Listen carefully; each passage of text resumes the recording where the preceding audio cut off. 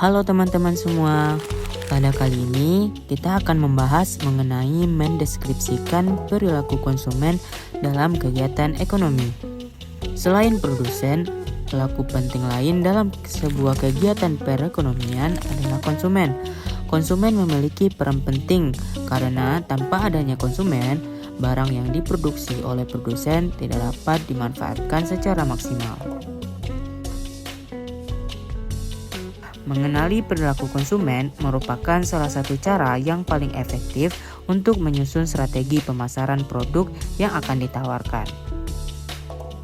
Ada beberapa hal yang dapat mempengaruhi perilaku konsumen, di antaranya adalah sebagai berikut.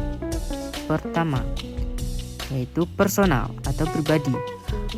Perilaku konsumen dapat ditentukan dari pribadi orang tersebut, misalkan faktor usia, psikologi, kesehatan, kepribadian, gaya hidup, kondisi ekonomi, jabatan, dan konsep diri dari konsumen tersebut.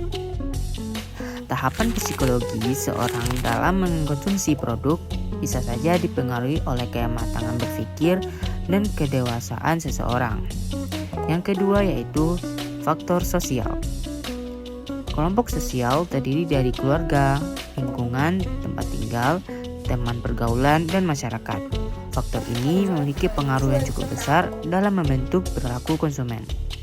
Faktor ketiga yaitu faktor psikologi. Faktor ini dipengaruhi oleh keinginan seseorang untuk diakui, dianggap ada, dan diterima lingkungan.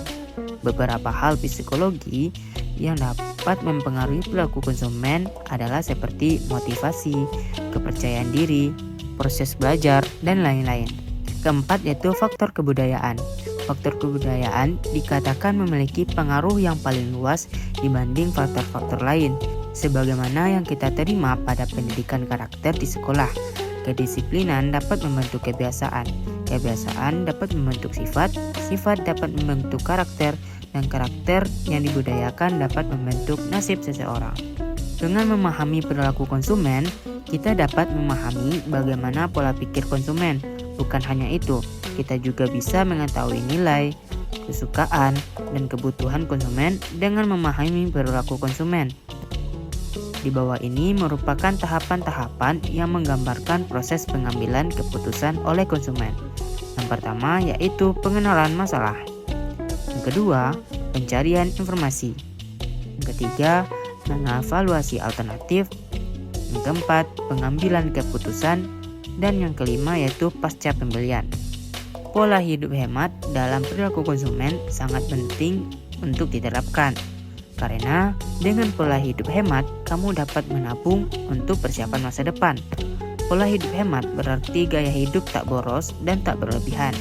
Jika hemat juga berarti memenuhi kebutuhan secara sederhana dan tak menghamburkan modal atau uang yang dimiliki. Tujuan pola hidup hemat ialah untuk mempersiapkan tabungan masa depan. Salah satu caranya dengan menyisihkan uang untuk suatu keperluan yang bersifat mendesak ataupun tidak dalam hidup.